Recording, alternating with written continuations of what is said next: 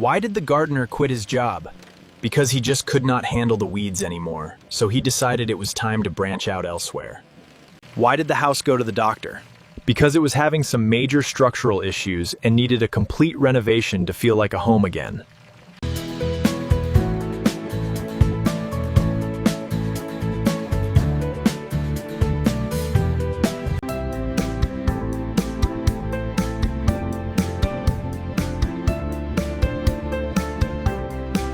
Why did the gardener quit his job? Because he just could not handle all the weeding and the constant pressure to keep things growing.